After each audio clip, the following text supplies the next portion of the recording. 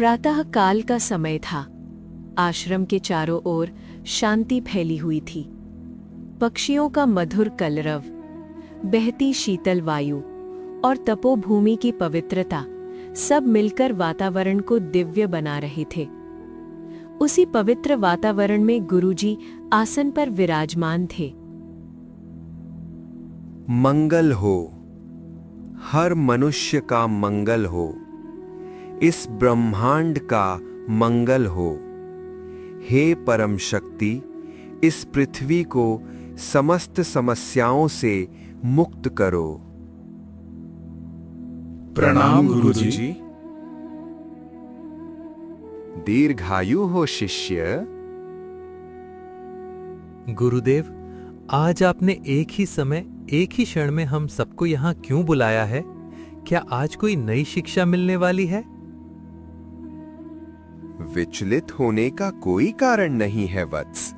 तुम लोग मेरे सभी छात्रों में से श्रेष्ठ हो। पर आज तुम लोगों को बुलाने का कारण शिक्षा देना नहीं है। आज आप सबकी शिक्षा संपन्न हुई है। कल से तुम लोगों का नया जीवन आरंभ होगा। जो कुछ भी तुमने यहाँ सीखा है उसे देश विदेश में फैलाना, अपने आत्मविश्वास को बढ़ाना और ज्ञान का आदर करना। हम धन्य हो गए गुरुदेव। हम धन्य हो गए। अब जाओ, विश्राम करो। जो आज्ञा गुरुदेव।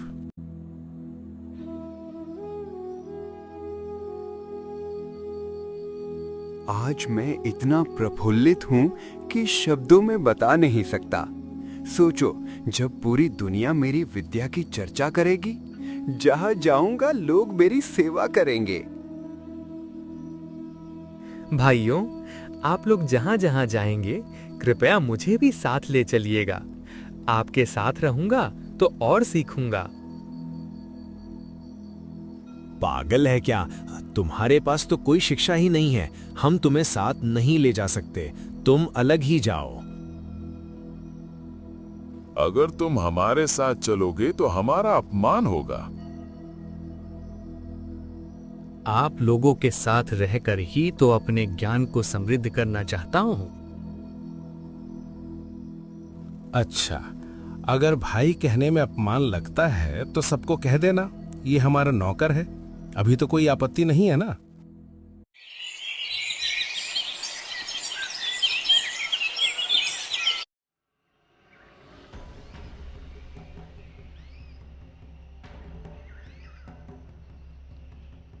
अभी विश्राम कर लेते हैं। उत्तम विचार है। अब भोजन की व्यवस्था भी करनी होगी। अरे वाह, इस पेड़ पर तो कितने फल हैं। चलो तोड़कर खाया जाए। रुकिए, रुकिए भाइयों, इन्हें तोड़ने से पहले मैं कुछ व्यवस्था करता हूं, थोड़ी बुद्धि लगाता हूं। अरे वाह, ऐसी कौन सी महान बुद्धि लगाने वाले हो? हमें भी तो बताओ। सारी बुद्धि एक ही जगह खर्च मत कर देना। दोस्तों, आपने किताबी ज्ञान बहुत लिया है, लेकिन समय के अनुसार जो ज्ञान चाहिए वो आप लोगों के पास कम है।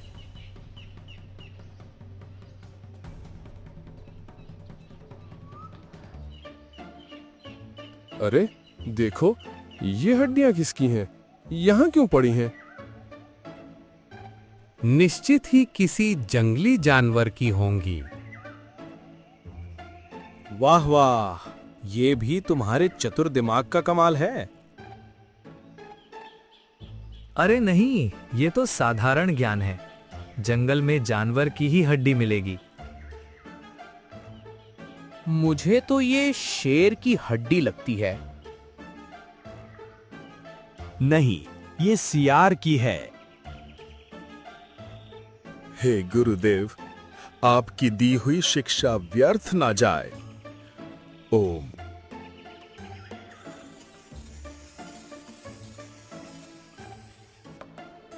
क्या बात है, तुमने तो कंकाल बना दिया। देखा चंद्रकांत, यही होती है असली शिक्षा। इस विद्या को सजग ज्ञान कहते हैं, पर केवल अनुमान पर्याप्त नहीं होता। पर एक दुविधा अब भी शेष है।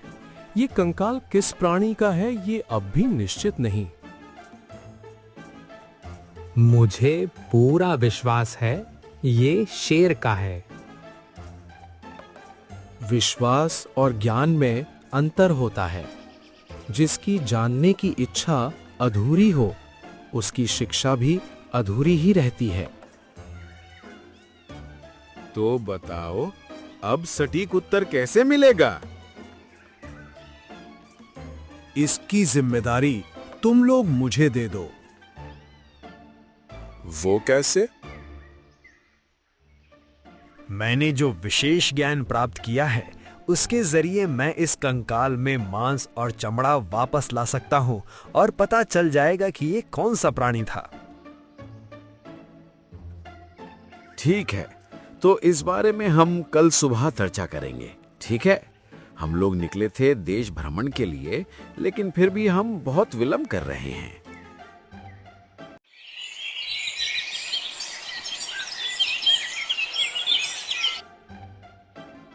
देखो भाइयों, ये करना उचित नहीं है।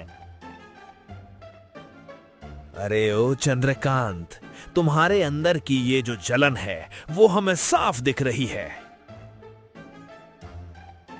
नहीं भाई नहीं, ये आप बहुत गलत बोल रहे हैं। तो चलो, अब समय बर्बाद ना करते हुए हम अपनी परिकल्पना पर काम करते हैं। तो अब शुरू करें। चलो।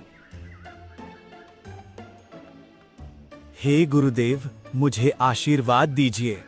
आपकी दी हुई शिक्षा द्वारा मैं इस कंकाल में मांस और चमड़ा भरना चाहता हूं।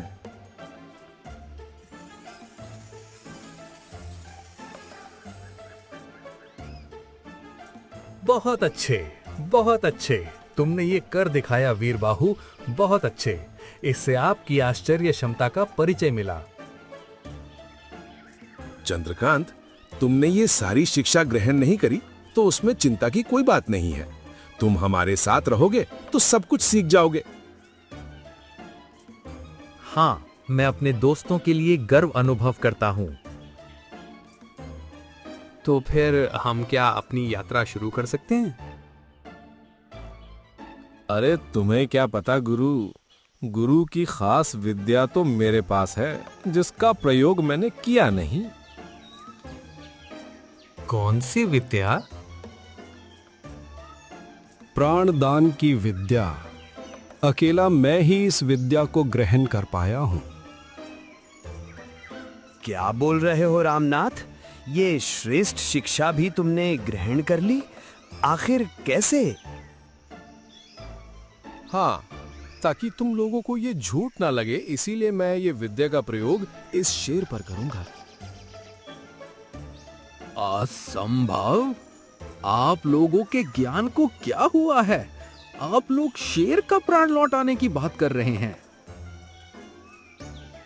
हमारे गुरुदेव ने क्या कहा था, उस बात को मनन कीजिए कि जो ज्ञान और विद्या आप लोगों ने अर्जित किया है, वो समस्त ज्ञान पृथ्वी के उपकार के लिए है। लेकिन अगर मृत के शरीर को हम प्राण लौटा देते हैं, तो ये जगत का कल्याण नहीं होगा। हर प्राणी जगत के नियम के अनुसार ही प्राण त्याग करता है। प्रकृति के विरुद्ध जाना सही नहीं होगा। यहाँ उपकार से ज्यादा समस्या आने की आशंका ज्यादा है।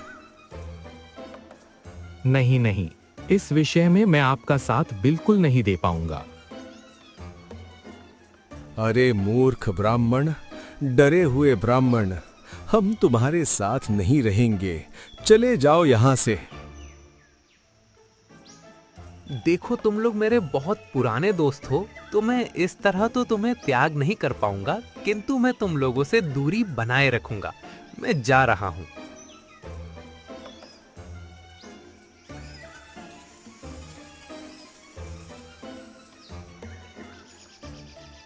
भाई सोमेश्वर, देखो देखो, ये देखो, विश्व की सबसे श्रेष्ठ विद्या मेरे पास है।